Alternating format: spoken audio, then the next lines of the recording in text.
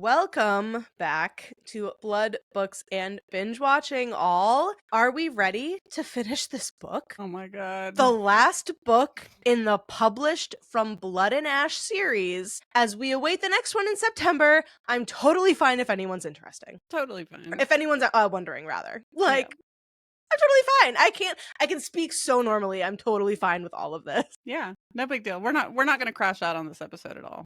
No, not at all. Mm-mm. This book has given me so many Hades moments of where I just want to scream and explode, and then I'm like, no, wait, I need to calm down. These are fictional characters. I'm fine. Like, I have not felt this strongly about, like, specifically book characters. Movie characters are different, but, like, a character and ever. You know, I've said before, ACOTAR changed me, no doubt.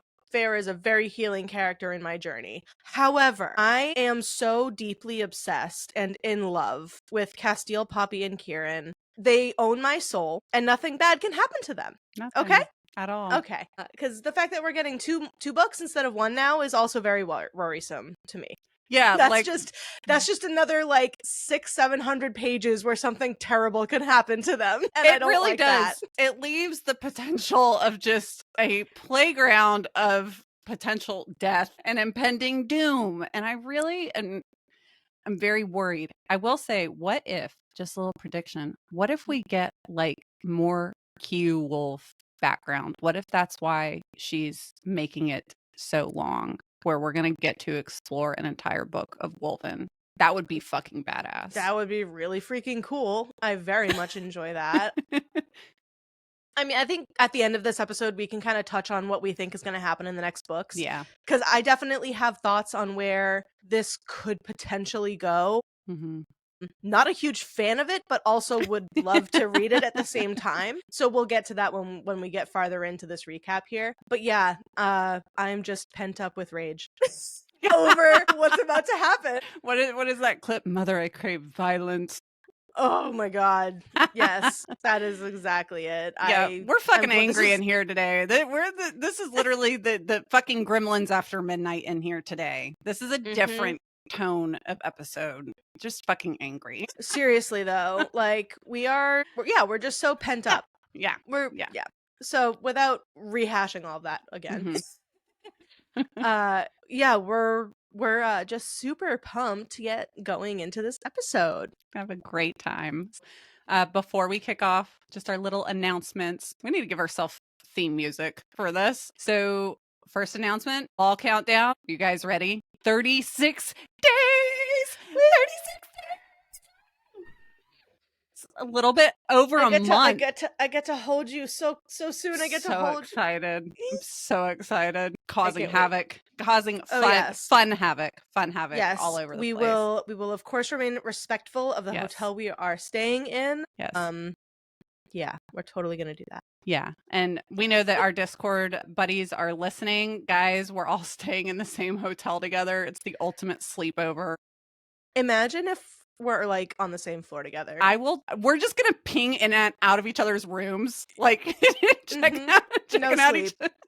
We're all gonna be at the front desk being like, can we have 5 copies of my key? I need to give them to all of my friends so that we can just pop into each other's room. So very excited about that. And then as JLA fans that we are, and we support her in all of her ventures, if you have been following along with her, you know that she has been working on a bookshop, Miss Willa's Bookshop. I love that it's named Miss Willa's. Oh my gosh. An appropriate name. Yes. Amazing. And her opening of that weekend, if you have not been following on her Instagram page, is the same weekend of the ball, which is very sad, but also super, super cool. It's the weekend of July 20th, and it is in Charlestown, West Virginia. And I will just post a little screenshot of her Instagram page that she has for it. It's at miss.willa's bookshop. So we'll be coordinating a field trip out there eventually. We must. We have to. Yeah. Yeah. I will say it crushes my hopes a little bit that she might have made an appearance at the ball. I know. But it is for a good reason. But to stay in the land of being delusional, I believe that she's doing like a whole opening weekend that week. Well, no, she'd be there opening day. Yeah, she's going to be there. I'm reaching. Yeah.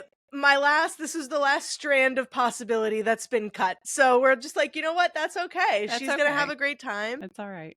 I think we might have touched on it last episode, or just maybe between you and I. But like, one of our friends in the Discord is going to the bookstore opening. We're going to make sure to include a whole bunch of questions for her, Yes. jokingly.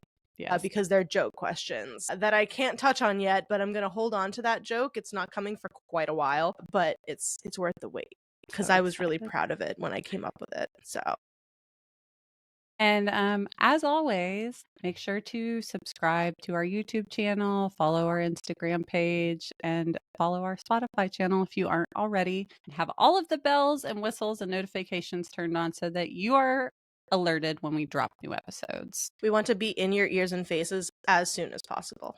Yes. So make that possible. And we would also love it too. We, of course, aren't posting a whole bunch of content at this point, but we do want to make sure to ramp that up a bit. So definitely make sure you are liking not only our stories on Instagram, but make sure to go like those posts as well. We super appreciate any engagement we can get on that end as well. And we'll make sure to bring you more loveliness from the episodes that we really want to share. We will. Without further ado, let us jump into the last half of A Soul of Ash and Blood. Oh God, here we go!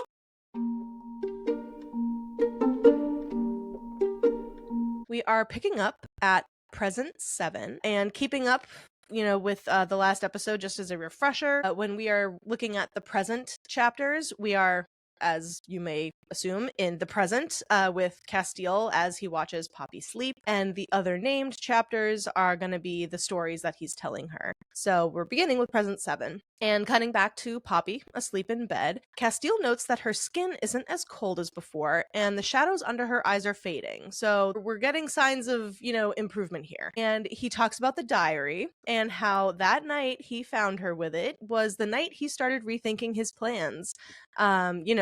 To give her the opportunity for freedom rather than hand her back over to the Ascended. And part of those plans, though, didn't involve killing the Duke.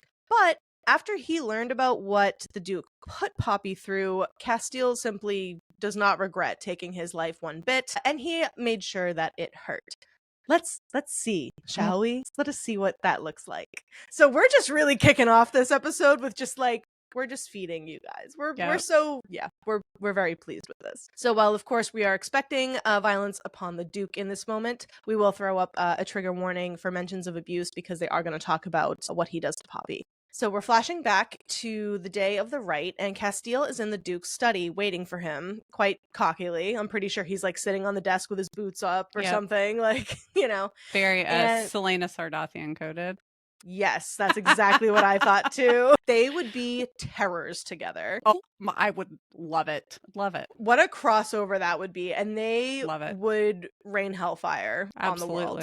Absolutely. And with Poppy along with them, oh my God, Kieran's already like in deep. He would be done. We need a Throne of Glass from Blood and Ash crossover. Bad. Yeah, where's that fanfic? Drop it. Agarda is laying dead next to him on the floor. Love that. Casteel killed him because he got hard while recounting the Duke's lessons, and the only choice was death. We love him.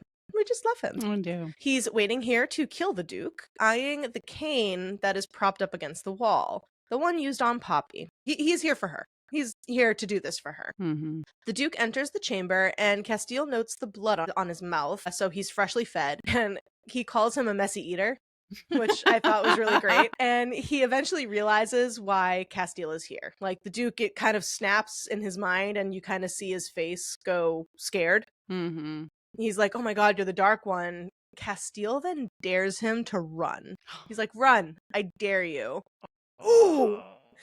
He does not, but Casteel then proceeds to just simply read him for filth and insult the shit out of him. He says all of the things that we wish that we could, and Casteel remains calm, cool, and collected, but he does slip up for a moment and calls her Poppy and not the maiden. So that gives the Duke, an opening to start to say, like, how half of her face is beautiful, and starts mocking Casteel about, like, oh, you called her Poppy? You care for her? Are you kidding me? Like, yeah, she's beautiful, at least half of her. And then Casteel rushes him and holds him by the throat and chokes him. Then as the Duke starts to reach for the cane, Casteel breaks his arms one by one and it, like, describes it in excruciating detail, like feeling the bones snap under his hand. And I'm just like, oh, it's glorious. It's so it is good. it's so cringeworthy to read because you're just like, oh, that's so, like, you can feel it almost in your body and how painful that would be. But it's like, no, but we want this. We like this. Then, because he's not dead yet, the Casteel makes him tell him in blinks because he's so overcome with, like, pain and Casteel choking the shit out of him that he can't speak. And so Casteel says, blink for how many times he caned Poppy that last time. And it's an absurd number. We do not get the number, but he at least makes it to 5. And at that point, he's like, what the actual hell? Like, Casteel is even shocked by this. He asks the Duke if he drew blood. We get a yes. It's not the first time that's happened. And the anger is just building in all of us as Casteel just forces him to give up this information. And then Casteel canes the Duke the same number of times he hit Poppy. And then he added an extra because he felt like it. Thanks, babe. Then, as just a cherry on top, the Duke has pissed himself, like the little piece of filth he is. And then Casteel kills the Duke, shoving the cane through his chest. And before leaving the room, Casteel thinks of the opportunity for dramatics and says, I do believe you will make a fine centerpiece for the right. My God! I love So good. So good. My God. I will say, as when we first read this, as pissed as I was that Poppy goes to sleep and she is not present pretty much, like, for this entire book, with the exception of all the flashbacks, like, to find out, though, as soon as I started his POV, I'm like, wait. Yes. This means we get the Duke scene, and that's gonna make it worth it. And it was fucking worth it. It really, oh my God. First of all, let's just cheers to that, Megan. Let's just cheers. Cheers, everybody, because, like, 10 out of fucking 10. 10 out of 10. And even, like, the deaths that JLA writes for these villains is just so validating and so good. And so good. That is, so this is a Kingdom of Ash spoiler. I was not satisfied with Maeve's death. Oh, me neither. Kingdom of That's Ash. that, like, it just happened. And I was like, that's it? I was not satisfied with it at all. So I still love Throne of Glass. Don't come for me, anyone. Don't fucking come for me, anyone. I still love it. It's a great series. But when you look at deaths like this, it's tough. Like, even looking at deaths like Isbeth. Exactly. Like, yeah. There's just something about them. It's yeah, she writes them so well. They're so satisfying. You're like, they are getting everything that they deserve. You know? It's a beautiful thing. 1,000,000 out of 10. And I just love that while obviously he says that the killing of the Duke wasn't planned, he just takes the extra moment to be like, you know what? This would be a really good opportunity for me to make a scene. Let me make a scene. Listen, the Leo in me, the extra flair, fucking eats this shit up. Let me just give a little pizzazz, put a little razzle dazzle on it. Yes, and just calling him a centerpiece. Perfect. So, running late and now dressed for the right, Cass makes his way to the Great Hall, and as he spots Poppy, he loses his breath at the sight of her in her red gown. And we get a moment where he describes her in this gown and what it looks like. And it's just, like I said before, it's just the way that his mind processes things and views things and then describes them internally is just like, God, you really get the sense, like, he is so fucking in love with her. Like, taking in all of the little details. First of all, losing his breath at the sight of her. Please. Weak. Big ass flag. So yeah, I'm like, oh, we got, like, Poppy's view of the dress and how beautiful it was, but then we get the view of Poppy in the dress and how much more beautiful he sees it because it's her wearing it. My heart. I think he likes her. I think so. So he approaches her and his heart is like thumping. He is nervous and it's adorable. It is. Then we see the scene from the first book where kind of Poppy is interacting with him and Tawny from Cass's POV, and it's fun being in his brain, you know, hearing Poppy ask about where the Duke is, and internally he's like, I had to fight back a smile. Like, if we only knew, which like we kind of assumed when we were first reading this through, when people are like, oh, where's the Duke? Where's the Duke? I'm like, I think Hawk killed the Duke. Yeah. Didn't know Hawk was Casteel, but I think Hawk killed the Duke. I did have immediate suspicions at that whole interaction. And of course, our den mother guest lit me in natural fashion and did a great job at it. But I still was like, nah, he fucking killed him. Yeah. Oh, yeah. And he simply cannot stop looking at her and is thinking about how beautiful she was. He talks about like how her hair curled and just the little details that he's noticing and picking up on. And God, yes, I think he likes her. She looks to the garden and he wants to give her the chance to see it one last time. He also needed to try to keep her out of her rooms in order to kidnap her easier later. So it's kind of like, oh, I have two reasons for this. Two birds, one stone, right? One for like cute reasons, the other for bad reasons. But, you know, he acknowledges getting her to the garden wasn't only about his plans, but he did want to spend time with her. So questionable, perhaps, but there's still the little part of me that just like my heart flutters and I'm like, that's cute. And I'm like, oh, but there was also like his plan. There was. And I do love when she tells him, you're such a bad influence. And we fucking love it. Only the bad can be influenced. So she takes his hand and they go to the willow tree. Are we ready to see the willow tree from his point of view? I don't know why. I need to stop saying this is my favorite scene ever because I love this scene too. I gotta say, first of all, did not realize how down and dirty they get in the willow tree. I didn't either. When you're in Poppy's POV, I feel like we do not get this much detail. Yeah. Well, that's her very first interaction like that. True. So she's just kind of like, I'm just doing what my body wants me to do. And, you know, here we are. True that. No, we get a lot more detail from Casteel here. Yeah. So as they walk, he can tell how tense Poppy is. Her head's like on a swivel. And while they're holding hands, her hand's like straight in his hand. So they're holding hands like this. She's like, I can't. Yeah, you have like the splayed fingers when you're trying to hold hands with somebody.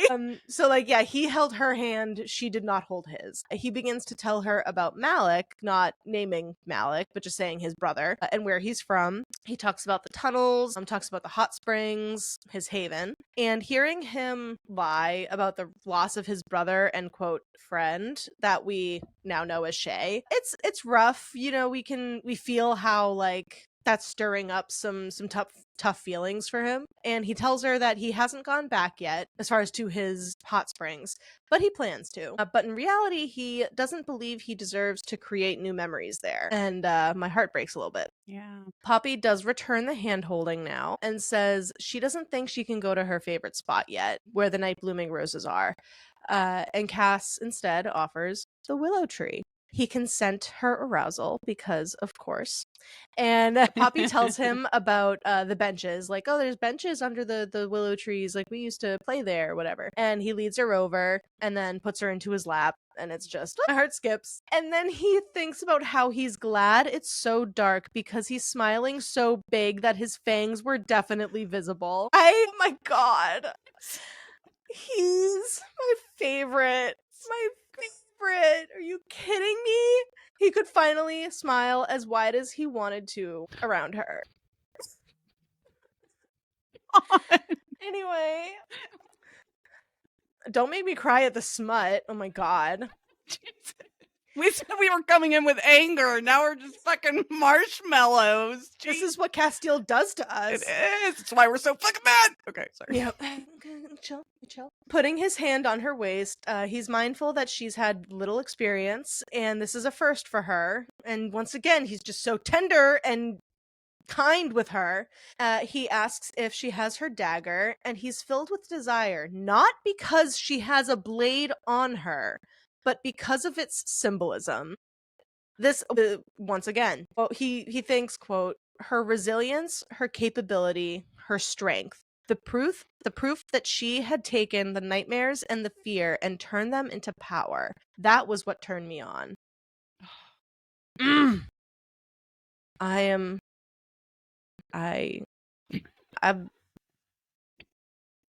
broken. There's no words. There's no words. Yeah. Stop Like functioning. I love when I'm called like, you know, inspirational and whatever. Like it's beautiful and I love it, but just like hearing it described in this manner is just like, oh For my real. God. Because yeah, up until this point, we do kind of just get the idea that he's so turned on because it's like, ooh, you're armed. Ooh, you're so dangerous. But it's like, it's so much deeper than that. So much deeper.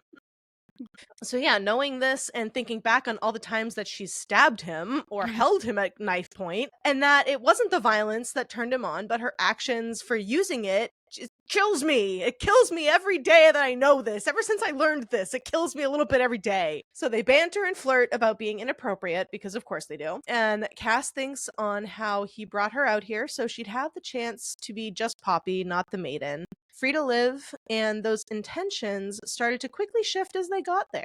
So he's like, oh, I just wanted to give you the chance to just be you, but now I'm just like, ooh, you're looking mighty fine and I want to smooch you. I'd like you to touch my wiener, please. Thank you. Nah, he wants to touch her boobies. Yeah, that's true. Yeah, even in this point, he's not thinking about himself. Nope. Yeah, not at all. That's right. And hearing her talk about why he'd have an interest in her from his POV is just as heartbreaking, because we know how much he cares for her and has to listen to her talk about herself like this. So yeah, and it's quite a reflective moment there. It is. It is. And now we get the moment. Right before they leave, she asks him to kiss her just as he's trying to be good and restrained. And once again, we get that line, you don't have to ask me twice, princess. You never have to beg. Oh, God!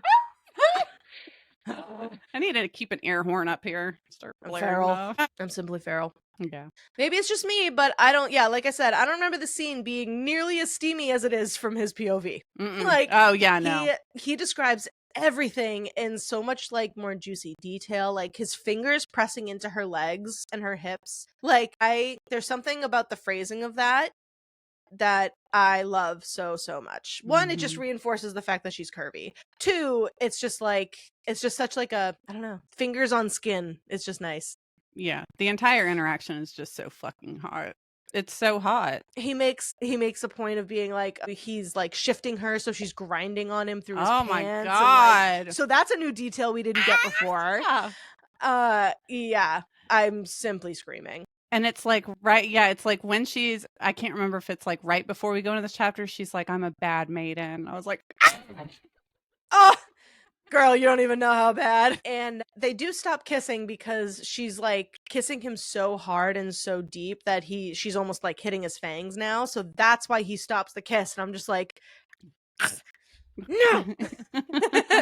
But he also knows that he doesn't deserve the pleasure of being with her and taking what wasn't his, which is her virginity. Like, he doesn't feel that he deserves that. And, at this point in their story, I don't think he does either. Yeah. And they leave the Willow and run into Victor, as we know. It's an obstacle to get through, so he could take Poppy, but he decides that he's not going to be taking Victor out in front of her. That would be a little bit too traumatic and make things a little bit harder to get her out of there. Yeah. But yeah, like, he was really close to just killing Victor. He was thoughts away, which is kind of terrifying. Yeah. We get that gray again, and it's just, the confrontation is as nasty as we remember it, but now we have context on what Casteel was trying to do and also who Victor is, like both playing a role and kind of improving together almost. Like Victor saying, and I'll promise you this, it will be over my dead body before you spend another moment alone with her. And he pulls the traditional dad comment of, I may have been born at night, but I wasn't born last night. And also saying, oh, it'll be over my dead body. It's like, yeah, well, when you died, you didn't really die. Yeah. Just because you're the Victor. Not a Victor, the Victor. Oh. And we see Casteel leave the confrontation, and where we parted ways in the first book, now we see that he goes to meet with Kieran. And he should have Poppy in tow, but doesn't. And Kieran questions him about that. And they replan their meetup for the Grove and split up. Now we hop back to present 8. And recalling the strange feeling that he had under the Willow, Casteel now recognizes it was his soul recognizing her. Their heartmate bond was like starting to recognize each other. From book fucking 1. Yep. Book fucking 1. Yep. I'm telling you, when they were on the rise and that fucking hot ass scene of cat and mouse, and he said, I felt the ground shift beneath me. All of it. All of these are little clues and little droppings that have been left to be like, they're heartmates. Duh. Kieran is with him in Poppy's room while Delano is in Wolven form on her bed, and Kieran says that he knew Cass caught feelings right after the red pearl, pretty much. Sniff that out right away. Just fucking put your snoot away. Yeah, Sniff it. quite literally sniffed it out. And, you know, speaking of heartmates, where's Malik? Where's Millicent? Or rather, what about Millicent? And what is she? Yeah. Because she's not a revenant, but she is Iris's daughter, which makes her a god, but also not a god. And she didn't ascend. So, like, she is just something else entirely. And she could be the secret to finding out more about how Callum has lived so long. And they're about to start, or he's about to start telling Poppy about the Night of the Right, and says he feels responsible over what the dissenters did, you know, attacking all those people against orders. Like, that was never a part of their plan. Like, there was never supposed to be any kind of, like, siege or attack from the dissenters of that scale. They completely did that on their own. And as a result, Casteel and Kieran actually had to kill some of those dissenters themselves. He says few found themselves on the right side of history the night of the right, including himself. So he does not feel that he was on the right side of history. And how pertinent is that phrase right now? We go into another flashback, and we are cutting to the middle of the fight in the Great Hall. So we are not seeing this from like the start. We are just plopped right in the middle of it, and he's on the search for Poppy. He sees a dissenter cowering in a corner, and it's just a kid. And Casteel's like, I don't recruit kids. What the fuck are you doing here? Like, what's going on? And then we meet Lieutenant Smith, and he's about to kill the boy for cowering, you know, like a child. And Casteel stabs this lieutenant through the chest because he's like, what the fuck are you doing? You're not gonna kill a kid. Yeah. And then he sees that it's not a young boy, but a little girl, and tells her to go. So it's like, oh my god, utter chaos. And he hears Poppy scream, and then he runs to find her, finding the dissenter pulling his sword from Victor's body. And Cass may not have physically swung the sword, but this was happening because of him. Wait, I just had a canon thought. I'm so sorry. What if that what if that little girl is Jadis? Jadis wouldn't still be a little girl. Oh yeah, that's right. Never mind. And I think she would be anything but scared. That's right. Judging by who her father is. I can fucking hope. No, we want to see where, we need to know where Jadis is. We really do. I'm very concerned. So I'm sorry, continue. That's okay. We sit in the moment of Poppy saying her goodbyes to Victor, and then Mazine opens his stupid little mouth, and we know what's coming next. Poppy swings that sword and chops him to pieces, as she should. Yeah.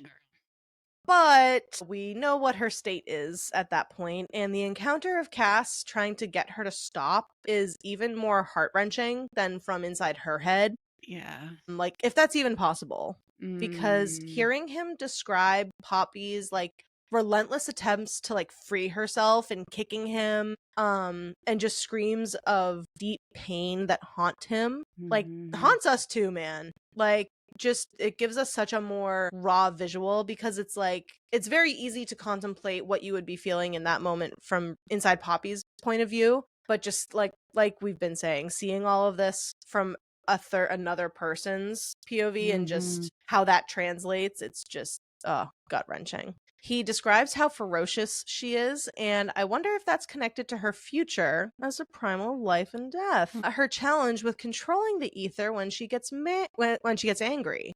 I thought about that. I'm like, ooh, she just fought and fought and fought for a lot longer than he expected, and when she gets angry in these books, her ether kind of pops off. Well, and we know we know by now that when they're getting closer to their calling, right?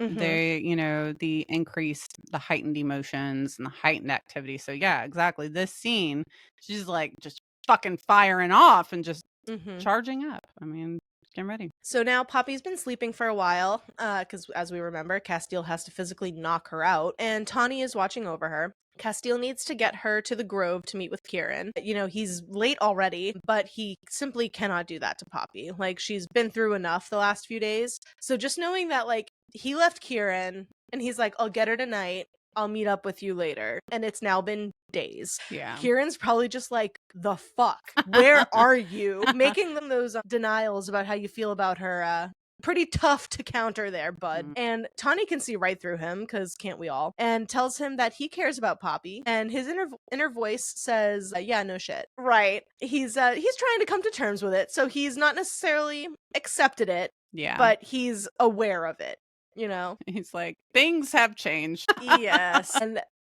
so yeah, once Tawny leaves, he thinks about Poppy crying in her sleep, and he's there wiping her tears away, talking to her, saying it'll be okay. Oh my God. He could live with the other lives lost. Of course, he's guilty over the innocent that are now dead, but he was having trouble with the fact that he caused Poppy pain specifically. And, you know, Cass wants a future for Poppy. He wants her. So what are you gonna do now then? You know, the plans to take her to the capital were also being prepped as a probability, you know, and he would escort her. So we know that that's already kind of been in the works. And it's what he came for, but not necessarily what he wanted. Or what he now wants at the end of the day. He's been by her side all these days, even falling asleep next to her one night. And like, I can't deny it's mildly creepy. It's giving Edward Cullen. I was like, you're literally nothing to her besides her guard at this point. Like, neither of you have spoken about your feelings towards one another. So just a little bit weird. Yeah. It's cute to be like sitting by her side, being there for her. It gets weird when you're sleeping in the bed next to her and like watching her. Yeah. Yeah, because timeline wise, I think that they've only known each other a couple weeks, right? At this point. Probably.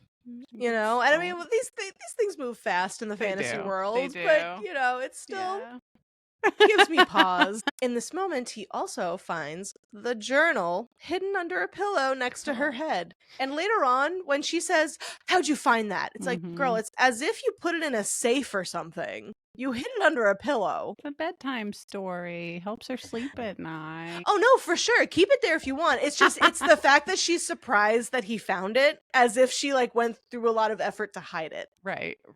Oh, read what you want before bed. We read smut before bed. Like, she's our girl. And later that night, the Duchess shows up, the Duchess shows up to check on her and admires Cass's devotion to guarding Poppy, or as she calls the maiden. And she says, the Queen will be most pleased with your devotion, Hawk. I'm sure she'll reward you greatly for your service to the crown. And that line is so sinister now knowing their background. Like, we don't know necessarily that. Well, no, we don't know. That just does not know who he is. So it's like, she doesn't necessarily say that on purpose to like strike a chord with him, but like, she'll reward you for your service to the crown. The woman that kept him hostage for what, like 50 years or something? Yeah. And literally tortured and raped him. Are you kidding me? Yeah. And that's like, for him as a character, that's like got to be so fucking hard to just like stomach it and not say anything or react. Like, you know, because even though the Ascended may be a whole lot of stupid, I think they can pick up on body language a little bit, you know? So for him to have to just stay completely stoic and like not be triggered when she's talking about his abuser, like, holy shit. Yeah. It's just so deep. Cutting to another night, Cass is now following Poppy, who has woken up and snuck out. Big surprise. And then we get the scene when he throws the dagger at her cloak, pinning her against the wall, stopping her in her tracks. He disarms her and argues about her wandering around in the night, how dangerous it is for her to be doing that. And she says that she's trying to get to Agnes, which is a woman who gave her a vague warning of the dissenter attack, if we remember. Poppy's mad at her, like thinking that she could have done more, given them more time, any kind of warning to be like, hey, the dissenters are coming. Right. And he grabs her hand and starts to lead her back to the palace. And Cass tells her that she would have regretted it later, as far as killing this woman. But she disagrees, saying, nope, I wouldn't have, actually. And it's like, okay, that's some dark shit, little girl. Next chapter, Cass is talking to Kieran sometime later at the Red Pearl. And Kieran notes that Cass is growing a beard, and pretty please, I want a bearded Casteel, please. Jace from Arcane. I said it before, I'll say it again. I know. Oh my god. That's the closest I get. That's And the closest I can find that I'm like, I'm just gonna it's pretty spot on, honestly. Like, make him a bit darker, like, but pretty only not much though. Jace is not really. I mean, I don't see Jace as like a white guy, but yeah, absolutely. And there's a Victor in Arcane. Oh my god! Wait a minute, because I just started a rewatch, and now that is not a ship that I want. No, I don't want a Jason Victor. Or no, wait, no, Jason Victor ship, 100%, all the time. They were in love. They were in gay love together. Happy Megan, Pride. what have we But done? What? But no, I do not want Cass and Victor as Jason Victor. No, I don't want that shit. We gotta keep going because my mind's about to start running. We gotta push for it. Oh my god. So yeah, love that. He fills in Kieran about what happened with Poppy at the right, and Kieran's impressed with how she dealt with Mazine. And he's like, well, impressive. Cass tells him she doesn't know what the Ascended are and doesn't agree with their practices either. She wouldn't have picked this life for herself, is what he believes, and what she's pretty much told him at this point as well. He also says that she doesn't deserve whatever they have planned for her. Like, she deserves to have a life of her own, or at least a chance to. And Kieran asks what that means, since plans haven't changed, and Cass is like, it's nothing, it means nothing. Then when Kieran asks if he's sure, Cass lies, saying yes. I do not see that delivery being convincing at all. No. I see it as like a yes. Yeah. For as Like, charming, yeah. for as charming and charismatic as Casteel is, no, when it comes to Poppy, he's completely off of his game. Completely off. Yeah. So next chapter is the next day. Cass goes to Poppy's room, and she'd grown quieter, more withdrawn, which is kind of raising his flags. As he enters, he sees her by the window and realizes that she hasn't put on the veil since she woke up. Okay, that's a sign of something. Mm-hmm. They banter, but it's much colder from her. Like, it's not the fun, flirty banter. It's like he's bantering and she's just insulting and mean. And he apologizes to her for not being there, like protecting her. Couldn't do anything to stop Victor's death. Which is like very true, both on his secret side, but also as being her guard side. He tells her everything she's feeling and not feeling is okay, and then she hugs him, and they just like stand there holding each other for a while. And I just love these sweet moments they have. Casteel then has come to take her to see the Duchess because word has come from the capital. Fuck. Going back to the present 9, he is laying next to Poppy in the not creepy way because they're married and have crossed all these boundaries before. They're here. He thinks about how learning what Victor truly was didn't make his loss any less painful. Because, yeah, how could it? He tells her about how Kieran watched over him as he did her when they got him back the first time from his imprisonment. Cass was nearly drowning in his own anger and grief at that point. So he's like, they were kind of on the same level. Poppy, immediately after Victor's death, was very akin to kind of how Cass was when Kieran brought him back. He knows sometimes her nightmares were about the Duke and his lessons, and he thinks, we didn't go through the same shit, but trauma was trauma. It affected everyone differently, but it always affected. Mm-hmm. And I love that line. I do too. Because, people go through their own traumas, and it does affect everyone differently, but it always affected. And I love that point. Cass reflects about how to deal with that trauma. Like, the trauma itself isn't his or her fault, but how they treat themselves and others because of it is in their control. And it takes a lot of time to learn that. Because I know I still am 9 years later after leaving my traumatic situation. Yep. So every day I'm catching something. Yep, absolutely. Reflecting back on how chill the Duchess was with Cass spending so much time in Poppy's room, he says he should have known something was up. How he hadn't thought that maybe they might know who he was and allowed him to take her and helped make that happen. Which I could see being true, but also not true. Like, why would they let Prince Casteel Denier just chill in their castle and roam around protecting their most treasured person? Like, that doesn't kind of make sense to me, but you know, who knows? Yeah. They're both dead, so who gives a fuck? With all the plotting and planning, Isbeth still failed when it came to Poppy. She would not play into her plans, even though they kinda did, Yeah. like just that. Wasn't on purpose, but they did kind of play right into her plans, you know, by waking up Colas.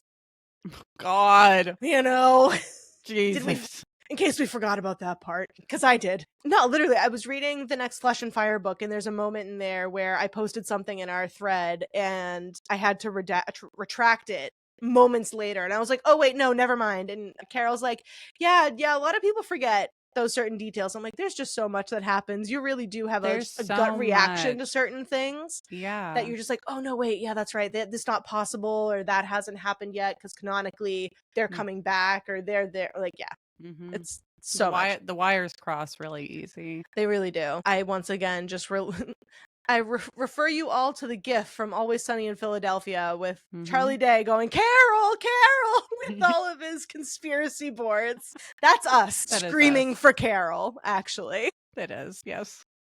So he can't wrap his head around Isbeth's decision to kill Malek over one of her daughters. Like, he doesn't know a parent's love personally, he's only seen it in action. So he's like, killing her love over her daughters, like, just more so, again, bringing up, like, there was a level of love between her that she had for her daughters. Like, there was a level of that, but it was some sick and twisted kind of love. Like, Isbeth was a fucked up woman. Oh my God, yeah. Fucked up lady. There's a lot to unpack on her. A lot. Oh yeah. His parents, Cora and Leopold. So just going through like the parents that he knows, you know, his parents, Cora and Leopold, Isbeth, they all lied or have done terrible things to keep their children safe. And he wonders if his mother had, like, what if his mother had instead gone with Malek rather than entomb him? You know, the realm would likely be a better place, but then neither him nor Poppy would exist. Yeah. And also there's a whole prophecy going on as well, but that's a separate story. Yeah, I was going to say, then you've got the Array and the Fates, and how would that, you know, trip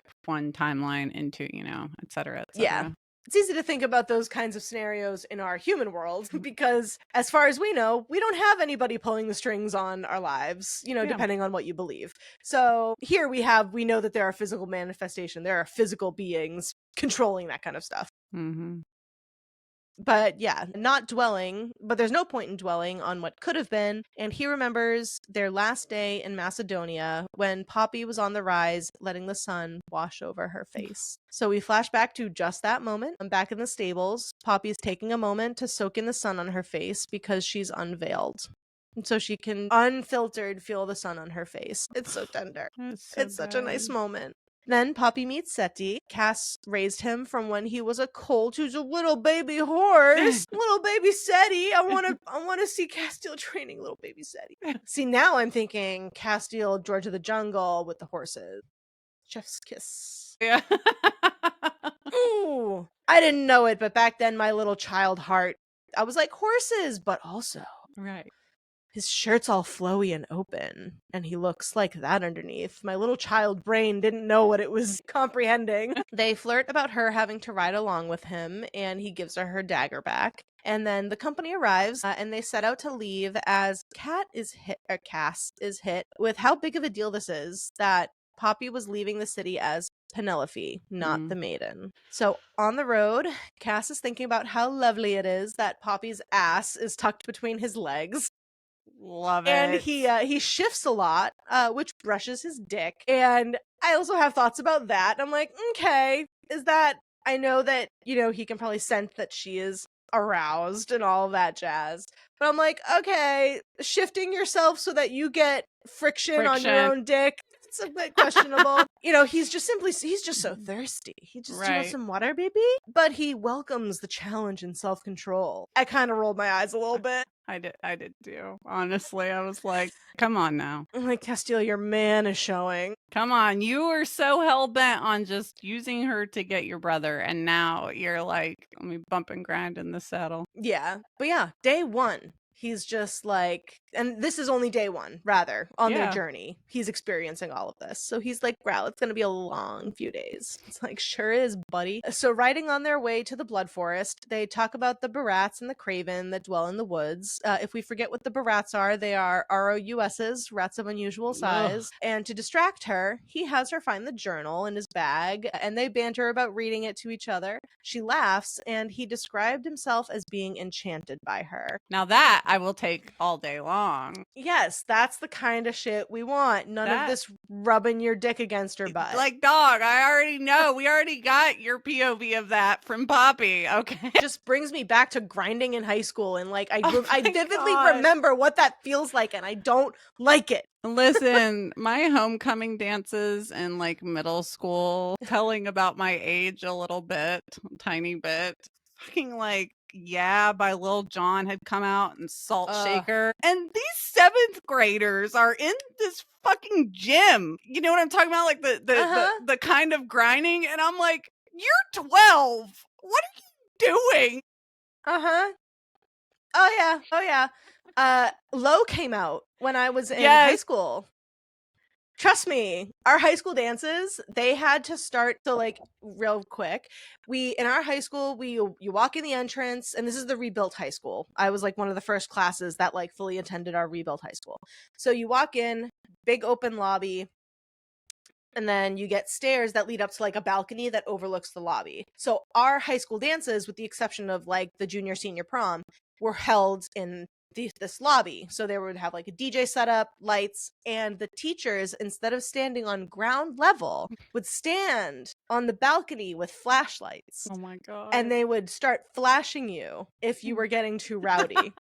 I may have gotten flashed. I love that. However, it was not because it might have been because of me. I love that. But yeah, no, I vividly remember what it felt like to feel a hard dick against your butt and not want it there.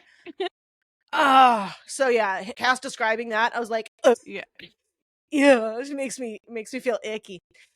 But yes, anyway, he describes as being enchanted by her. We love that description. Love that. And they approach and get to the Blood Forest, and we get the description of the ground again, which is covered in bones. She takes it all in, and he notes that she's scared but not terrified, with a hand at her dagger, ready for whatever may come, and he smiles. It's like, yeah. Next chapter, I know I'm not saying the chapter names, but this one's called Her Pleasure.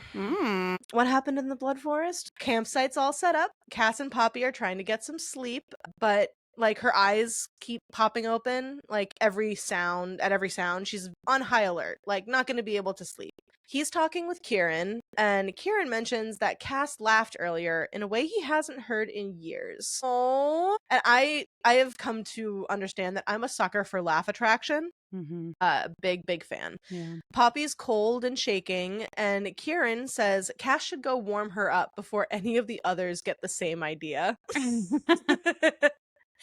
And he's like, no, I don't need to do that. And he's just like, well, any of the other guys are gonna notice any time now. And he's like, I'm gonna go over there. Yeah, Kieran's a real bro though, because he's like, I got you, man. Let me just give you a little push. Yeah, for sure. And Kieran also, it's just like, yeah, he wants to be a bro, but also he's a pot stirrer. So yes, he's like, I need something to talk about. Love that. Go lay with her. Bring me the deets later. And leaving Kieran behind while he quietly laughs, because Kieran's laughing to himself because he knows what he's just accomplished. Yeah. Casteel approaches Poppy and lays down with her to keep her warm. And even from the start, he won't let anyone besides Kieran sleep with her. He makes a note of saying, like, if anyone other than Kieran had come over here, we would have had a problem. Yeah. I'm just like, even though Kieran doesn't like her yet, he's still just like, yeah, Kieran can get it. Unable to sleep, Poppy starts bantering with him again, saying she hates him, and he taunts her, saying, no, you don't. You like me. And it's like, yes, she does. How can you not? The convo shifts to her future after she ascends. She'll probably be paired with someone awful, like some awful royal, and she doesn't want to be the maiden or ascend. He asks if she went to the Red Pearl to find love. She says that she found life. Do we remember? Do we remember what Miss Wilhelmina Collins tells them? That she felt that Casteel and Poppy were there looking to live, and Poppy says it herself in book 1. I love these books. They're so good. She wants to experience things before her ascension, and he gets it. You know, she's not what he expected. Still unable to sleep, He gets an inappropriate idea and tells her that he has an idea of what he can do to help her sleep. You know what time it is. We know what's going down. Another thing I didn't realize, this is all through the pants. Oh! I thought his hand slipped underneath there. Oh, yeah, no. It is all over the pants. Yeah, yeah. I'm like, damn, I haven't thought about, like, being touched like that over the pants since I was in, like, high school. Yeah. I'm like, dang. Wow, yeah, people do that, don't they? So, yeah, he teases and rubs her through the pants and talks to her about what else he'd want to do, asking how she'd like that. And she responds by rocking her hips. And then he thinks, that's my girl. Fuck me. Fucking folding. I'm done. He closes his hand over her mouth to smother her moan as she comes, and I'm simply obsessed with him. Oh my god, another detail I forgot about. He tells her he knows that she won't admit it, but they'll both know that he was right. He takes satisfaction in knowing he's the first person she found pleasure with, but isn't ashamed. He'd given her the experience and opportunity to live. You know he is fucking smug as shit. He's Oh, like, of course. He's like, I did Of that. course. That's mine. In the morning, Cass is awake already. The next morning, Cass is awake and thinking about what he plans to do now. He's like, well, I'm just keep crossing lines. Yeah. You know, he could kidnap her and use her as leverage to get back his brother and then hand her back over to the Awful Ascended. That's the original plan. But how could he after what happened last night? You know, she'd been brave enough to say that she didn't want to ascend and lead the life that was set before her. After all they've done, all that she's vocalized, he's having more and more trouble going through with this. Sooner or later, she'd know that she's going to find out that he's been lying to her and using her, and he's no better than the Ascended. She'd hate him for it. It's like, so he knows that this is coming at some point. So he gets up, leaving her to sleep, and goes talk to Kieran. And Kieran is not at all happy with what Cass has been up to. Casteel tries to convince him that by liking her, he's gained her trust, and the plan is still the plan. Not that Kieran fully believes him. Like, hearing Casteel try to convince Kieran of this, being like, listen, I gained her trust and made her like me to make it easier to do all of this. Right. The plan's still the plan. And Kieran's like, uh-huh.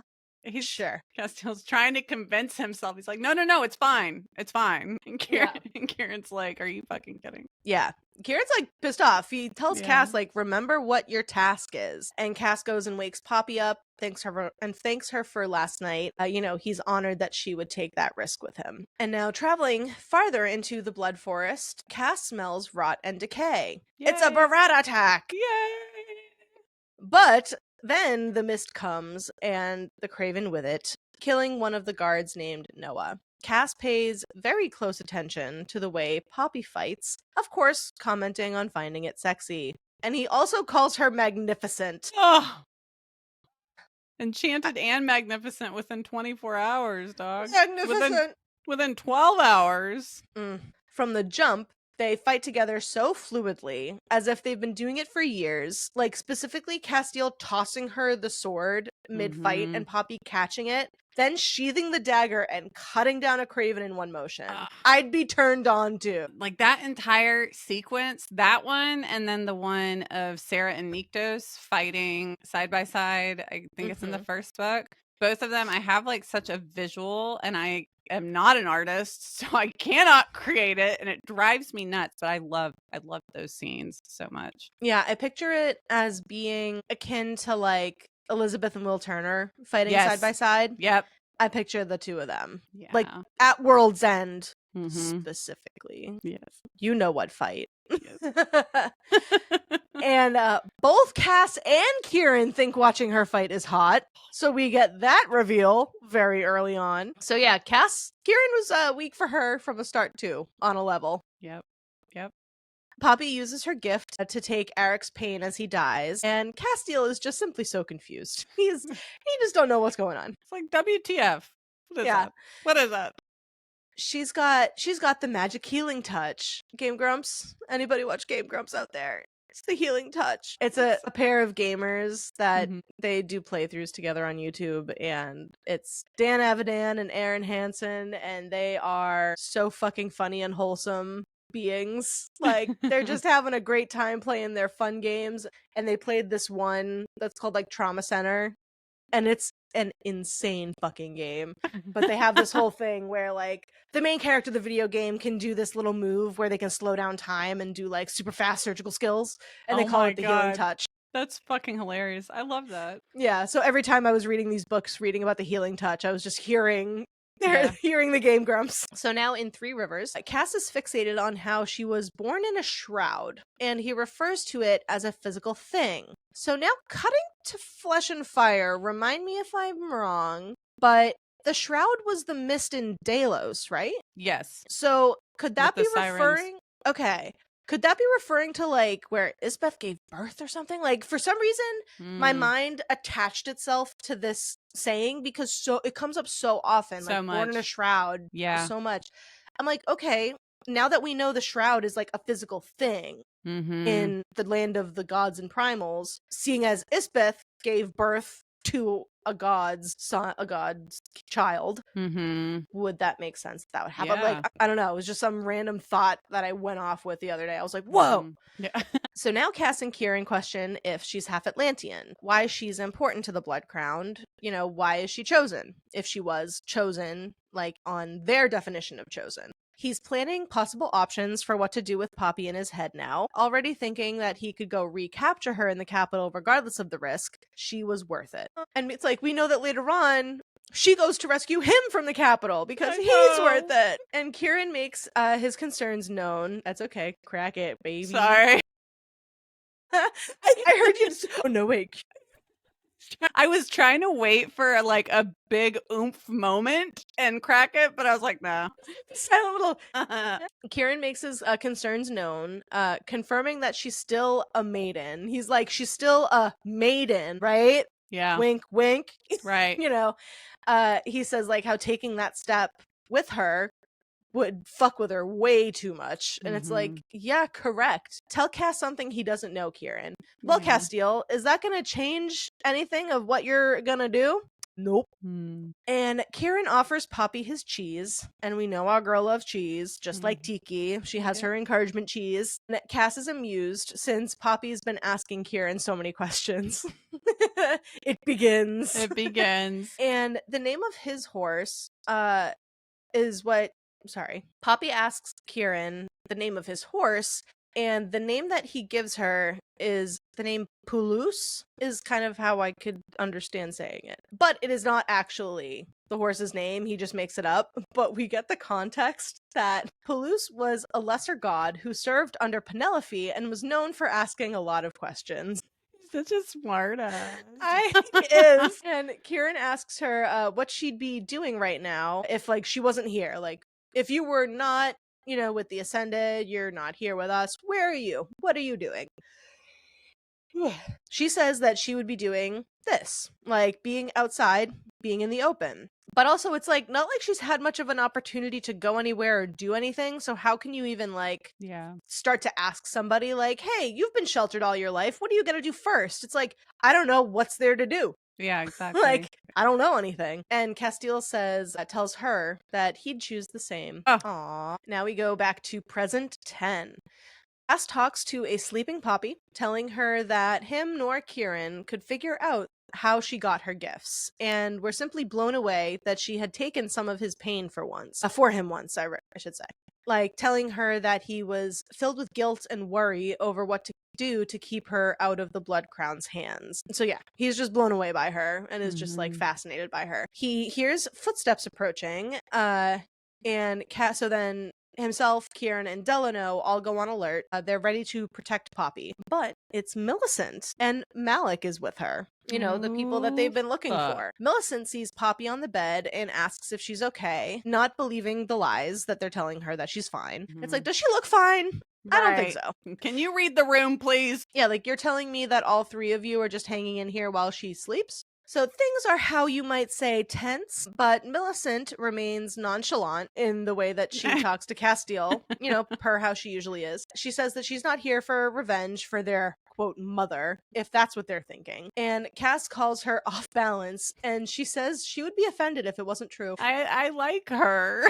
She's growing on me. She's great. Yeah. Yeah. I The like more her. that she talks, I love her aloofness and just airheaded kind of way. Like, am I going to be kicking myself in the ass later for this? Oh, But I hope not. We're just going to roll with it. So Millicent explains why she ran from the temple. She thought that the primal of life was coming through the opening in the realms. Not Poppy, Sarah, the primal of life. So at that point, we're like, oh, so Sarah does indeed become the primal of life. Okay. And the primal of life hates revenants because they are abominations, but also it's kind of personal. She brings up Callum, and it's like, of course, everything's personal when it comes to Callum because everyone wants to fucking kill that guy. He's an asshole. He's enough to make me hate the entire revenant kind. Seriously. Like, such an ass. He is. So Cass offers Millicent to sit with Poppy, and he can talk with Malik. So they kind of split, and Malik tells him that he's all bloodied up because of a fight that they had with other revenants that were supporters of Isbeth, but they were able to kill them all fully dead. But we thought only Drakenfire can do that. But I guess not. The primal of life, primal of death, and Poppy can kill them, along with Drakenblood. And it's like, okay, Drakenfire, Drakenblood, not too much of a stretch, but like, okay. Yeah. And they continue talking, and Malik informs Cass that the dissenters have been calling him and Poppy their new king and queen, even though they really aren't. Except that they killed the reigning monarchs, so one would assume that they would take over at that point. Malik brings up that Cass always would have made a better king, but gets the feeling Cass doesn't want to be king. And Casteel explains, like, well, it was Poppy that took the throne, like, I'm king via marriage. Like, I did not assume that title. And Cass, at this point, just lets it all out. Like, Malik should have sent word when he wasn't imprisoned. Yep. He had to have known Casteel was searching for a way to free him all of these years. Like, but yeah, he never let anyone know that he was just, like, surviving. Maybe not thriving, but at least surviving. Mm-hmm. And Malik says that he wanted to, but at the end of the day, would Casteel have even believed anything he said in a letter? Like, are you fucking joking? Are you fucking kidding right now? I sided with Malik on that one. It's like, you would really believe that after 100 years of your brother being missing and supposedly under capture, and you all of a sudden get this letter, and it's like, hey, by the way, I'm totally fine. Don't come looking for me. Yeah, I guess. I just meant at the beginning of his captivity, he could have tried. But... At the beginning, 100%. If it's like he went missing days later, but even still, if that were to happen to one of my siblings, I would be like, I don't believe that. I'm coming to get you. Yeah, it'd be like one of those scams, right? Where they like sample your voice and tell you your family member, you need to pay $10,000, blah, blah, blah. Yeah. So I'm like, I get it at that point. Yeah. And then Malik pushes a button saying that if he had told Cass the truth, he would have come to the capital and gotten himself killed. So, because after all, like, Isbeth didn't really need Casteel because Malik was supposed to be the one to ascend Poppy. So, and that pushes Casteel's button. He's like, you don't talk about that. Right. But yeah, no, it's, once again, good point. Like, the evidence is there. It's like a situation where there's no right answer, I feel. Yeah, it's, they played the best with the hand they were given, Mm-hmm. And no matter what they did, people were going to end up hurt or dead, regardless. It's just a matter of on which side. But now we're all here, so... Yeah, but now we're all here, so, Cass doesn't like being told again that Malik was supposed to be the one to ascend Poppy, but as much as it angers him, he knows Malik is right. Good boy.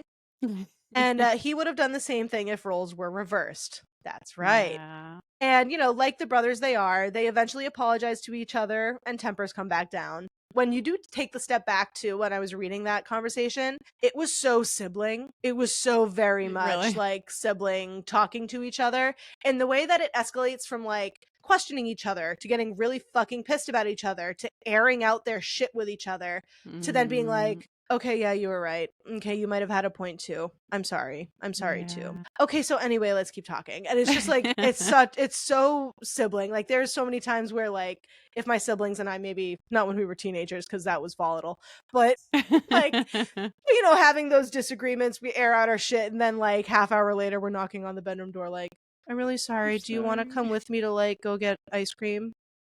Aw. And then we go get ice cream together and it's great. So it felt very sibling accurate to me. And Millicent doesn't know that her and Malik are heartmates. In fact, she hates Malik.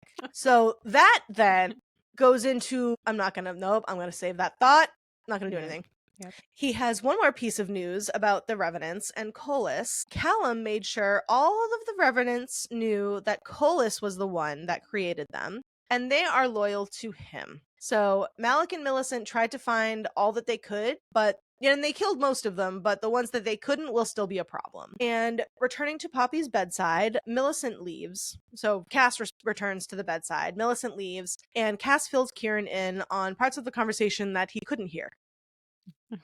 Because Kieran was like, well, I heard most of it. You guys are pretty vocal. So Casteel kisses Poppy's hand and holds it while he picks up where he left off when they arrived in New Haven. Arriving in New Haven, from Casteel's POV, he knows that the people are recognizing him while they stare. So they are very much trying to keep that, like, don't look, don't Yeah, do that. yeah. And, getting to the stables, getting settled, they head to the keep. And the reunions are very heartwarming since we have more context for all of them now. Yeah. And just Elijah. My heart breaks for Elijah. Phillips takes concern over Poppy being alone with Magda, quote, that woman, which Elijah takes offense to because that's his auntie. And we can feel the tension building as they speak and looks are traded. Everyone here is an Atlantean or a Wolven, besides like the few OG Rise guards that kind of traveled with them. So Elijah and Delano tease each other, and they're great. They're so brotherly. I love them. Yeah. And Cass, Delano, Elijah, and Nail are brought up to speed about, what occurred on their travels. They leave out the part about Poppy's gifts being revealed, and we see that it's been a year since Cass has seen most of them, but years for others. And Poppy believes that they are stopping for the night, but when the company doesn't get ready to depart in the morning, Casteel knows that, guess what? She'll ask questions. Who'd have Because thought? she likes asking questions, but she's also observant. Yeah. And so Cass plans to tell her all that he can about who he is and the Ascended. Assuming she doesn't take it well, he tells the rest of them that he'll handle her and no one else will. That's right. Mm-hmm. So a short time later, Cass makes his way to Poppy's room to find her awake with dagger in hand. They sit to speak about her gift, and she fills him in on what her gifts used to be. So feeling others' pain, physical and emotional, and kind of being able to take it from them, starting to feel other people's emotions. How far our girl has come. Oh my God. And Poppy confirms that she used her gift on him. And Casteel tells her that she deserves so much more than what awaits her. And it could sound kind of sinister, seeing as he's planning to use her as leverage, but we know he's working on alternate plans. Like, ooh. When I first read that, it's like, you deserve so much more than what waits you. And it's like, okay, yeah, we know that he's talking about the whole delivering her to the capital and what she thinks is going to happen to her, like ascending. But it's like also, ooh.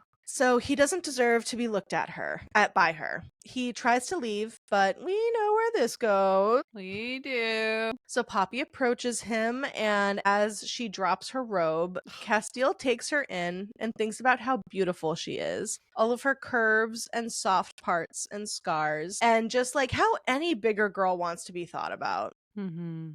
Like, just great. And then he gets naked and takes her into bed, knowing this is her first pretty much everything.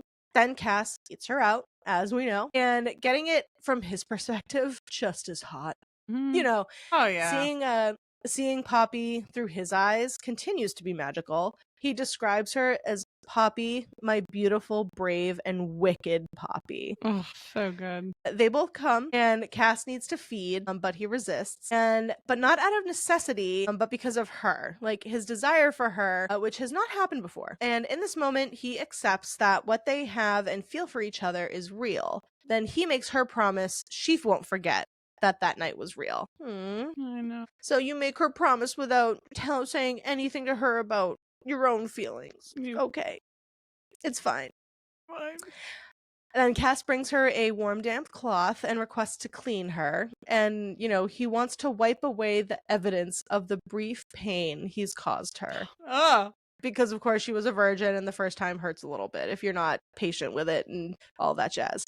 But yeah, it's just, he, takes note about, how he could spot the little piece, little specks of blood, whatever. And just, he wants to wipe away the evidence. My heart. Because I'm not usually one for aftercare. I'm like, let me do it. I feel like I'm a baby. If someone's coming to wipe me, don't do that. I'll take care of it. But yeah, it's described as very touching. It is. And he chats with her as she falls asleep, and then he internally wrestles with what's to come tomorrow and after that. He couldn't give her over, but he has to free Malik. Sometime later, he wakes up tangled in Poppy, and they're just simply so cute. And Magda comes to the door with news from home, so he starts getting dressed and tells Poppy to go back to sleep. And small detail here, he jumps from the second story balcony to the ground and lands in a crouch. Such a poser. Have you seen Black Widow? You know that? Oh, that's our girl Florence. She talks about how ScarJo, how she's such a poser, and she's like, you crouch and you put your hair and you flip your hair and you do the thing. And she goes, my you're God. such a poser. That's funny as shit. It is That's hilarious. one of my favorite moments of that movie. That movie itself is just really, really freaking good. Yeah. I don't understand why it didn't get more hype. The intro goes so fucking hard. And just that whole movie is exceptional. Villain could be better, but I really like it. Anyway, yeah, she makes a joke about ScarJo being a poser, and it's really great. So the news comes from a letter that Emil has delivered, and it's delivered, from a letter, Emil, sorry. The news comes from a letter that Emil has sent and is delivered by someone named Orion, who took a little sneaky peek, and they're also serving Alistair. What? That name is back? Yeah, he is. So this letter is notifying Cass that Alistair has found out about his plans, which mean his father knows, and is on his way to New Haven. And fucking Alistair back to ruin the goddamn day. Fucking fart. Ugh. Casteel learns of his father's plans for Poppy. He plans to send a message to the Blood Crown by sending them Poppy's head. Let's not do that. Wait. Yeah, don't be getting hyped for that. The way that you just what part we were at. Yeah, no, we don't want this head being sent anywhere. God. All right. Shit. Hearing this, Casteel punches a hole through Orion's chest and tears out his heart, then tosses it into the fire. Now we can get hype. I will never be over that. How he just fucking rips everyone's heart. I love that he continues to rip hearts out. It's so fucking awesome. Love it. And as they make next stop plans, Nail runs in saying they have a problem. The guards are leaving with Poppy, but then Kieran intervened in wolven form, and now they've barricaded themselves in the stables. So they now head over to put a stop to it. Entering the stables, they kill the 3 guards that were with her, and we're reminded of how shitty fucking Jericho was. Cass says anyone touches her and they die. They need her alive. We sit through the breaking of Poppy's reality yet again. Then they start to fight, and we get the close combat tussle we just love so much. And hearing Kieran say, "This is why you don't mix business with pleasure," well, now knowing he was on Casteel about not going that far with Poppy for quite some time now. Yeah. It's such a good, told you so. Yep. This is why you don't do that. This is what happened. And the final straw is Poppy seeing his fangs, and he knows the fight is out of her. That she stopped fighting. Seeing her so broken isn't what he wanted, but what he felt he deserved. Later on, Casteel informs Kieran on his father's impending arrival, and then Kieran tears into him over letting Poppy get the upper hand during their fight. He's like, you were pulling your punches. You are an Atlantean. Yeah. A half mortal. Right. What were you doing? And Kieran presses him as to why he's behaving like this with her. But Cass says, nope, not now. Don't have the time. It's really weird to see them not talking about everything because they're both so open with each other.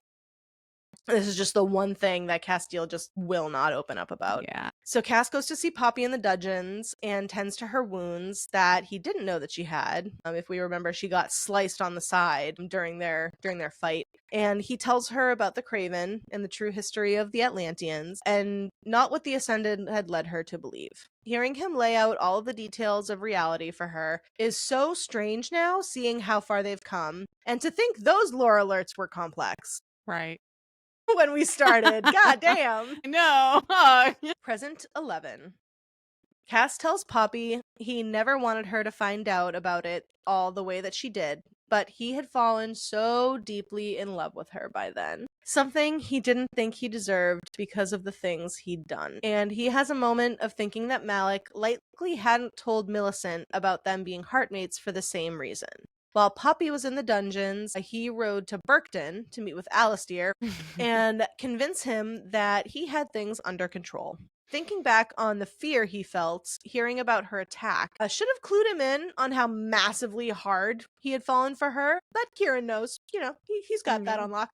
That's why he let Poppy live after she stabbed Casteel. Now, to that pivotal moment. Here we fucking go. On his way back from Burkton, he hears the wolven howls, which is a very haunting sound. And Kieran is with him, tells him to shift, and Kieran runs ahead. Cass enters the room to Poppy's bloody body and being held by Kieran. Casteel bites his wrist and offers her his blood, but she still believes it will turn her craven. He uses the compulsion to make her drink. While she does, he sees the Stroud Sea and a memory of the cavern, just like Poppy saw. Then he sees the look in her eyes, and he says, Poppy's hand was on the move. I loved that phrasing so much. I'm like, where's it going? It's on the move. It's like a police chase. What's the hand in Addams Family?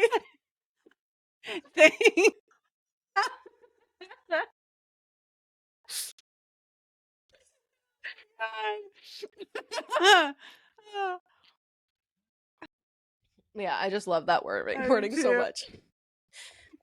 And so he just kind of deals with, the lust surge. Then it passes, and she notices Kieran had called him Casteel. So she now knows who he is. She's like, the fuck? Can you imagine? Like, she's in this. Okay, she's just had her ass kicked on top of finding out that fucking everything is a fucking lie. And she's now in this bloodlust thinking she's gonna turn into a craven. And then she fucking hears his name Casteel. Are you joking? It's a fucking lot. It's a whirlwind. Lot. Yeah. As she fights to get away from him, he feels her push into his chest. But not push, stab. Kieran finds Cass with the dagger in his chest and pulls it out. It's like, let me get that for you. Yeah, he's like, what the fuck? And so as Cass recovers, Kieran says, oh shit, I'm going after her. And Cass shoves him against the wall and shouts, she is mine. So he runs into the snow mad that she went out unarmed and risking her own life. Not upset about the stabbing, that she would run out here so unprepared. But also, what the fuck did you expect her to do? Seriously, yeah. Like, come on. She stabbed you. Was she gonna pack up and leave? Like, right. No. So he hunts her like a predator and tackles her to the ground, losing himself to a madness he only felt once before when he saw Shay betraying him. And in that moment, I say, uh-oh. Yeah. Because that's not a good, it's not a hot predator tackle at that point. That's a scary predator tackle. And then he bites Poppy momentarily and almost considers making it hurt and falling like deeper into this like anger. But then he pulls himself out of it, concentrating on the taste of her blood. And then he tastes the Atlantean blood in her and lets her go. He kisses her with the realization, and they both want it. They both like it. And then they fuck. And this scene, once again, filled with way more anger than it felt from Poppy's POV. Yeah. Like, it felt very, like, lusty and heat of the moment. Here it feels like an angry fuck. Like, on both sides. Not, like, him angrily fucking her. Like, the two of them together. Yeah. But yeah, it's so interesting how it reads so differently. I think him realizing that she has Atlantean blood was his final fucking straw. He's like, are you fucking joking right now? True. What am I supposed to do with her? Yeah. He carries her back inside, saying he's taking her back to Atlantia. Cass drops her off in her room and speaks with Kieran, telling him that she's half Atlantean. And Kieran tells him that he didn't go after or hurt her because she is Cass's. And because he was right, and Cass admits it, he does care for her. Thank you. Thank you. We know. Kieran tries to say that he fell for her, but Cass shoots that down, still in denial about that part. But the idea of love did give him an idea. The two of them ping-pong off each other, brainstorming, and now speaking with Magda and company, he requests bloodstone daggers brought to the Great Hall. This is another one of those scenes that I did not realize we were going to get. And it is, once again, quite satisfying. It is. So, enter Mr. Toolis. Time to die. One after another, Cass kills and impales the traitors to the walls. He does it all himself. And last and least is Jericho. Cass takes that one slow, but doesn't kill him and calls him a cunt, which we quite love. And side note, Elijah calls Delano his marshmallow. And it's so cute. And so I'm thinking, I'm like, so was Elijah and Delano together? Was that our first LGBTQ couple? Because I thought Delano was with another. I thought it was Emil, and I feel like there are two Atlanteans, or an Atlantean and a Wolven also that were together. But maybe I'm just thinking of Elijah and Delano. Yeah, I think they were together, right? Yeah. Okay. Cause I'm like, he's it would be weird to call your bro your marshmallow. Yeah. Just a little weird. I asked my bro, he's my marshmallow. So yeah, I adore them. They are adorable. And knowing that Elijah dies is really fucking hurtful. It is. So Casteel bathes and returns to Poppy, and Kieran tells him that he woke her in the bath and might have been staring, which also kind of creepy. Yeah. Not gonna lie. Not sure I feel about it. That's a passed out girl. She's 18. We remember. And you're come on, Kieran. Staring. You're just staring at her naked body in the bath. Okay. I'm not helping my case for Casteel being my favorite this episode. I'm not helping that at all, unfortunately. But he still is. Cass tells Kieran he plans to marry Poppy to keep her safe until they free Malik. Kieran. What? Just thinking about the whole concept of that, how Cass is like, I'm gonna fucking marry her. Doesn't even bring it up to her. He's just like, I'm just gonna do it. Oh yeah, because it's just so funny that before this scene, when Cass admits like, oh yeah, I care for her, and then Kieran's like, well, did you fell for her? And he's like, no, I don't love her. But speaking of love, that's not a bad idea. So that's when he kind of is like, oh, marriage. Yeah. What? Bro, how did we get here? I would love to ask that, but the way that my brain makes leaps and bounds and says things that my friends and family then look at me and like, what are you talking about? And I'm like, oh, you mean the conversation didn't go from A to G? I did. Same. That's why we're doing a podcast together. And here we are. So yeah, upon hearing this plan, Kieran tells him that plan's insane and raises good questions, but gotta go with the flow for now. Alrighty. Cass goes to speak with Poppy and escort her to dinner. First chatting, then bantering, and eventually actual arguing. But she goes with him. When Poppy sees the bodies, she's horrified, obviously. And sitting at the table, she doesn't start eating until Cass urges her to. She reveals that she doesn't feel sympathy for all of these deaths. They'd laughed and cheered while Jericho attacked her and threatened to do awful, awful things with her remains. And Cass reveals to her and those around them that she's half Atlantean. Would have probably been better to do that in private. But anyway. Yeah, he's just like... Yeah, he's like, how did you know?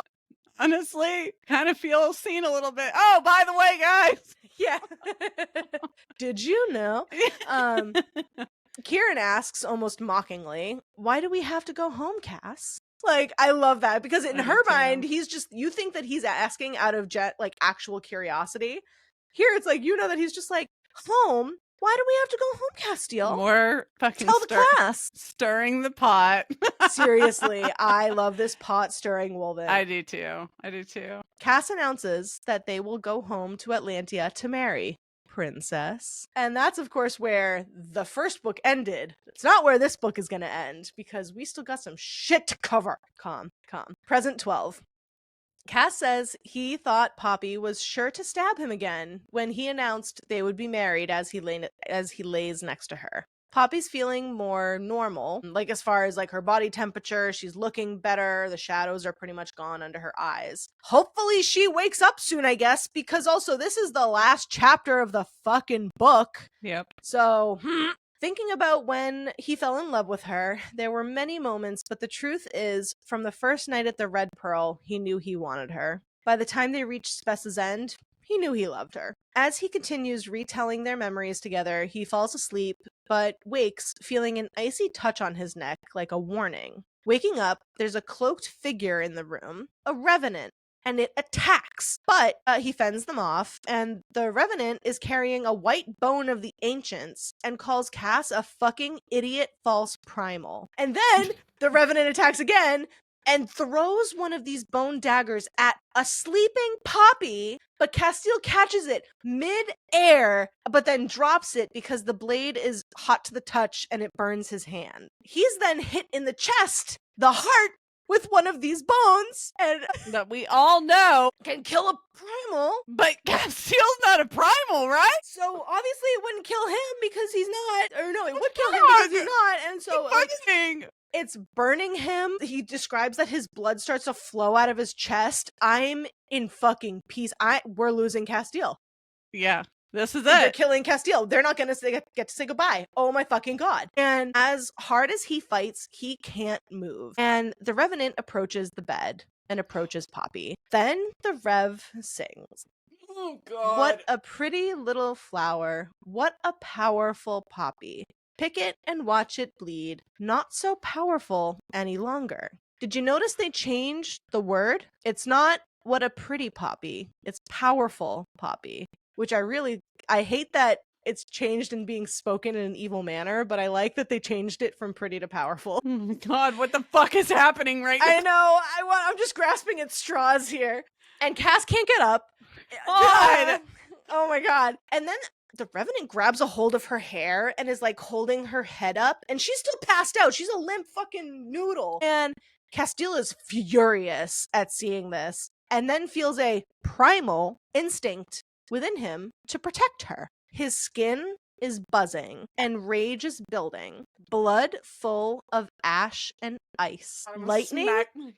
Sorry. I'm sorry. Rachel's having a moment. Fucking smack my head in the table. Just keep going. No, it's okay. Okay. Lightning streaks through the sky, and Casteel lifts his arm, and he sees silver cords flowing from Poppy and drape the room and cover his body. He takes the dagger out of his chest and is flooded with power, and specks of silver cover him. His jaw unhinges. Jesus Christ. Canines expand and fingernails grow. The man is shifting.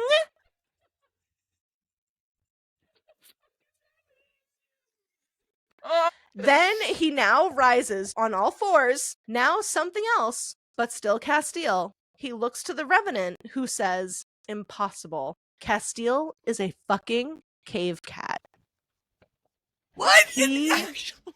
He has shifted into a goddamn cave cat. So, Cass fucks this guy up. He is tossing him around like a chew toy and tears him apart, literally. It reminds me of the Hulk slamming Loki down in the Avengers. Yes, yeah. Oh, only absolutely. bloody and coming apart. He walks over to Poppy then, after like just bloody in his mouth, just covered, and he nudges her hand and takes in her scent, because we also, in his mind, like, he knows who he is, but he's not super aware of those around him. Like, he knew he instinctually identified the threat, took out the threat, smells Poppy, and knows, like, okay, that's who I was protecting. Yeah. And then the scent makes him realize, oh, it's my Poppy. So who we know as Kieran and Emil get to the door, Casteel then leaps onto the bed, protecting Poppy. And I just need to say, the Woven have done this in this book, and now Casteel has done this.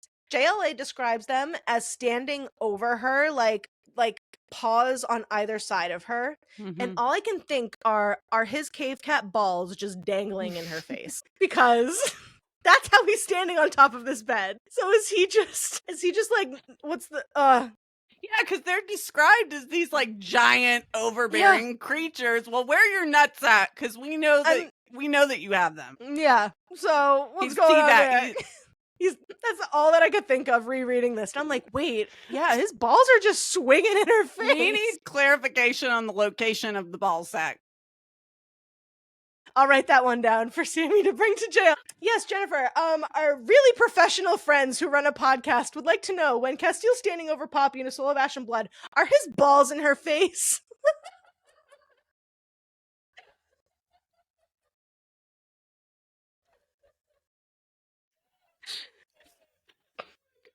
Yes. I should say yes.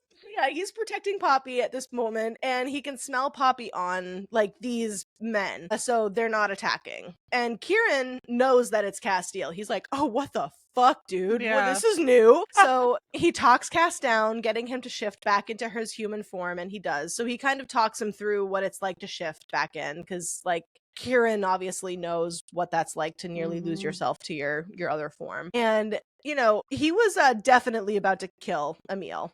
Kieran confirms. He's like, no, you were about to strike. And so we learn that the shift was due to the joining. So Kieran's ability to shift, mixed with the ether in Poppy and her father's form being a cave cat, which means Poppy can likely shift as well. Fuck. And Kieran also confirms that they could hear each other's thoughts, likely also because of the joining. Because, yeah, while Casteel was in his cave cat form, he was hearing Kieran communicate via thought. And so then they now have to pick up the pieces of the Revenant, but can't get rid of him yet, and Casteel needs him alive. Somehow this fucker is still alive. Yeah, seriously. And in this moment, I think of course, I know you've seen Cabin in the Woods, the little zombie that he takes apart with his little oh my god, the garden shears or whatever, and he's just like the good zombie arm. My god, I know. I just picture the Revenant being this like twitching pile of body parts, honestly. Yeah. And filling Kieran in on what the Revenant had been saying, a rumble begins and the walls start to rattle. And it's definitely not another god waking up. No. So, because what's happening now? You thought we were done? No.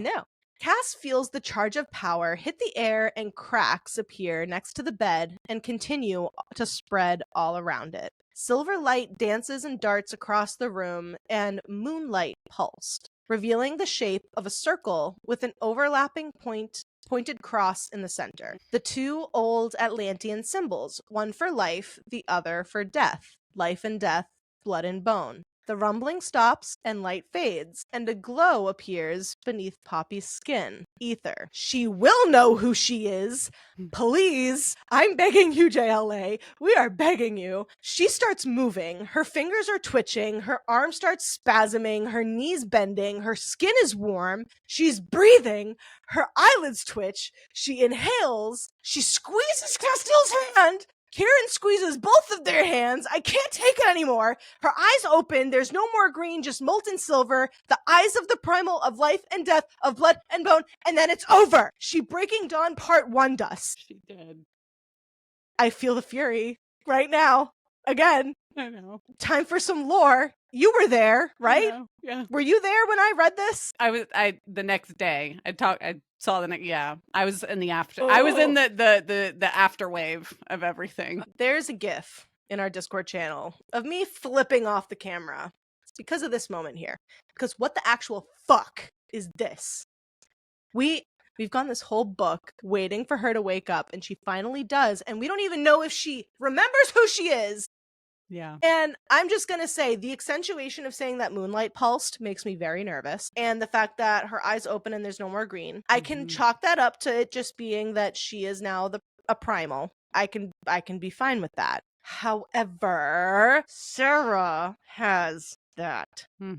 Sarah's described as moonlight hair, and I can't. She has to remember who she is. This is not going to be a 51st date situation. It can't. He can't have to make her fall in love with him all over again. I can't handle this. No. I can't. And I do not, I guess, like, kind of rolling into predictions and just what I would rather not have in the next book.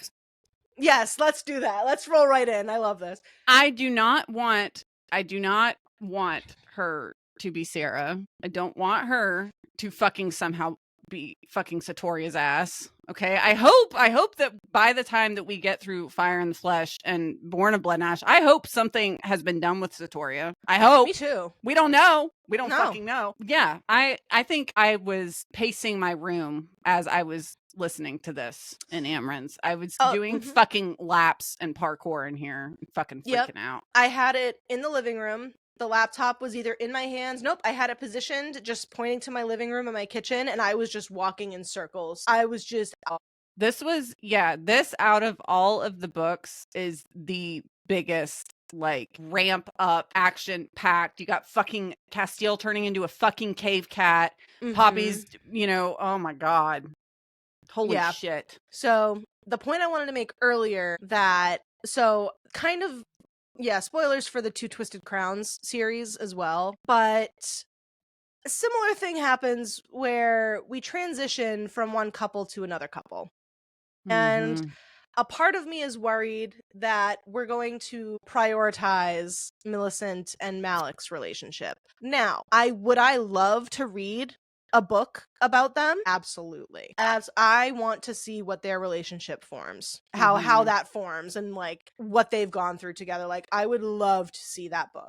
I don't want it to be any of the next two books that we get in this series. It can't be. It doesn't sound like it's gonna be. The way that JLA has described it by saying, like, she wasn't able to wrap up Kieran, Poppy, and Casteel's story the way that she wanted to in this next book, so she made it two. Yeah. Gives me hope that we won't get that. But maybe for like a future spin-off book possibly or something. I think it would be really cool. Because I do believe these next two that she's bringing out are it for this series. That's because the Flesh and Fire series is done. Yeah. So this next two books are going to be it. And I am very nervous that we're going to have I have to make you fall in love with me again scenario. And I'm not going to enjoy that. Especially just after, I feel like it would be a real like low point for the series as well, because after just going through this book where we've just seen that him falling in love with her from this again. So we would get that story told 3 times essentially if we were to have to do that again. JLA is a very smart writer, and I feel like she knows what the fans want. And I'm really, really, really hoping that she's going to wake up. Maybe there's an adjustment period of like a chapter, but I'm willing to give it a couple chapters of an adjustment period. But after that, she needs to know who she is, and she needs to not be Sarah or Satoria. Again, and we'll revisit our predictions when we finish Born of Blood and Ash, because I have no fucking idea what we're set up for, and I none, just out in the void, none. I've just recently in the last few days finished Fire in the Flesh, and so now we get to kind of reread that, start recapping it, all that, do the background work, and then next week the two of us and another will start reading Born of Blood and Ash together. Woo! So scared. It's gonna be a wild one. I finished, and I've already shared with Megan, but for anyone listening, I finished Fire in the Flesh. I want to say it was like 6 months ago. I finished it a long time ago, and I will not say any spoilers, but I have not been able to bring myself to start Born of Blood and Ash, and it's like you just said, it's because it's the end of Flesh and Fire. That's it. Yeah. So now we will go into the unknown together. That we shall. It's like scary. It's very scary. I was like, I'm not ready to start this. I know. It's so daunting. It's also massive. It's so much bigger. She thick. Megan's going to show off her book. Hold them up. I won't really go into it yet. But so just to give you a comparison on the width. Oh yeah, look at that. Look at that girth. Look at that. The girth on this bitch. Holy fuck. Yeah. She hefty. Freaking insane. So I'll make sure to open these bad boys and show you the art inside when we get back to Flesh and Fire. I'm gonna edge you on that because they're nice. So good. They're real nice. So that's a Soul of Ash and Blood, man. So before we wrap up, let us go over some fan art. We've got some fan real art. goodies today. We do. Ooh. We absolutely do. So the first one is by a familiar favorite, Elysiana.the.1, and this is Poppy, Kieran, and Casteel. Poppy and Cass are just hardcore making out while So good. Kieran's just like there looking so unhappy while like Poppy's playing with his hair and Casteel's got his arm around his neck. It's so fucking funny. It's so good. It's such a good representation of like their relationship. It really Pretty much. is. Especially in that first book. Yes. And so the second, a slightly sadder moment, is going to be at Kaylin_art. And this is a insert, I believe, that they collaborated with a production company or print company. And it's of Poppy stabbing Casteel in the heart with the dagger. If we recall, a moment that I thought he was dead. Look how far we've come. Yep. And then, so we're going to start with Poppy. So these next three portraits are by the artist at Kara's Alexandra. And the first one is Poppy in her curvy girl. I love her outfit. It makes me want to cosplay this exact outfit. And she's got the dagger strapped, but then she has the maiden behind her. So like leaving her past behind, and she's wielding the ether with her silver eyes, and just, oh my god. I love this art. This art's so good. And of course, she's like surrounded by poppy flowers. Delightful. Only criticism is the scar's wrong, but minor detail. Yeah. The next one is Kieran. And we've got his woven form behind him as he stands with his big ass bloodstone sword. And just looking hot as fuck. Like the arm bracers and just his tunic is just, oh my god. So that one is very, very nice. And now we get Kieran's the cave cat behind him. It's also like his cave cat form is a very strange pattern. He's silver with these gold flecks, and it's so pretty. I might have to get that as a tattoo. I don't like cats much, but I would get a cave cat tattoo for him. I would do it for you. I would do it for him. And just of course his face looking smug as fuck. Yeah. And also just wearing a hot ass tunic. Yeah, this trio right here, excellent. I love these pieces of art. Yeah. So well done. So with that, that's it. Oh my it's gosh. over. There's no more from Blood and Ash for another 98 days. That is 3 months and 6 days. Wow. So I believe it's September 26th. Is when this next book comes out. So I have to go pre-order it. And, who knows if Poppy remembers herself. Only JLA and her editors know. The lucky few. I'm fine. We're fine. No big deal. So we have, like we said, we have 2 remaining published books in the tandem. So the last 2 Flesh and Fire books, which as we said is a finished series. So we'll have A Fire in the Flesh, followed by Born of Blood and Ash. And we finished reading Fire in the Flesh and are about to begin our embark on our reading journey of Born of Blood and Ash together. Wish us luck. So with that being said, with our conclusion of the From Blood and Ash series for now, published to date, I'm kind of mourning a little bit. I am. Big time. Yeah, like this series is what got us to start this whole project. So even though, like you just said, we do have the 2 Flesh and Fire books, it's just different. It is. It's a very weird feeling. We're going to be okay. We're going to be fine. We're going to keep pushing through, but we're just mourning for a minute. Okay. So with that being said, next week we are going to pivot back to our movie series Between the Frames because 28 years later is coming out. It's time to get excited again. Yes. Oh my god, the movie we never thought we'd get. Yeah. Yeah, I thought that for sure that was just like done. I never, and the trailer that they have out, I have very high, I'm trying not to go in with high expectations because I don't want to be let down, but it's looking very promising, honestly. It definitely is. The way that just like the music, the way that the trailer's edited, the fact that we don't really know anything about the plot other than it's a man and his son leaving their community and going out into like the unknown. And that's it. Mhm. And I love that. We do not need to know all of the people are gonna meet and here's the whole overall theme of the movie. Like, this is how horror movie trailers need to be done. Oh, yeah, It's 100%. it looks so creepy and It so good. does. But don't worry, we'll be back to Flesh and Fire soon enough. Part 1 will release on July 18th. Thanks so much for joining our collective crash out episode. And remember to drop a like and share blood, books, and binge watching with your horror loving friends. Thanks, everyone. Bye.